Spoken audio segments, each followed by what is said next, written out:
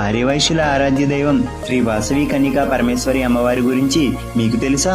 పూర్వం వేంగి దేశంలో ఈ రోజు వాసవి కన్యకా పరమేశ్వరి ఆలయం ఉన్న పెనుగొండ ప్రాంతాన్ని కుసుమశ్రేష్ఠి అనే రాజు పాలించేవాడు. ఆయన భార్య కుసుమాంబ వారికి చాలా సంవత్సరాల పాటు సంతానం కలగలేదు. చాలా ప్రార్థనలు చేసిన తర్వాత గురువు భాస్కరాచార్యుల సూచనతో యాగం చేశారు. దేవుని కృపతో వారికి కవలపిల్లలు పుట్టారు. అబ్బాయి విరూపాక్షుడు, అమ్మాయి వాసవి. చిన్నప్పటి నుండే వాసవి చాలా తెలివైనది, ధార్మికమైనది, అందంలోనూ గుణంలోనూ అందరికంటే ప్రత్యేకంగా ఉండేది.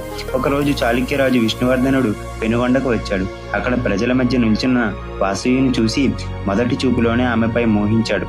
అప్పటికే వివాహితుడైన రాజు వాసవిని పెళ్లి చేసుకోవాలని నిర్ణయించుకున్నాడు. ఈ విషయం వాసవి తండ్రి కుసుమశ్రేష్ఠికి చెప్పించాడు. ఆ సమయంలో పరిస్థితి చాలా క్లిష్టంగా మారింది.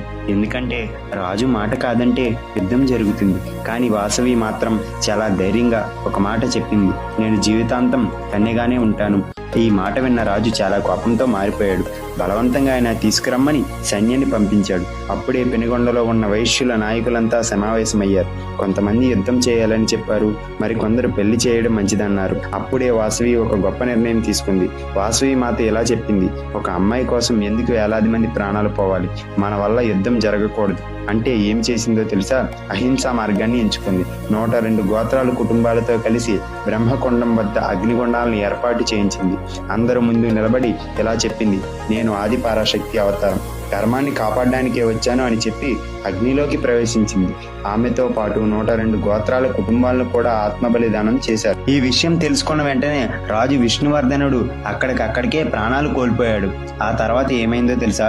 విష్ణువర్ధనుడు కుమారుడు రాజరాజ నరేంద్రుడు పెనుగొండకు వచ్చి వాసవి తల్లి త్యాగానికి నమస్కరించాడు.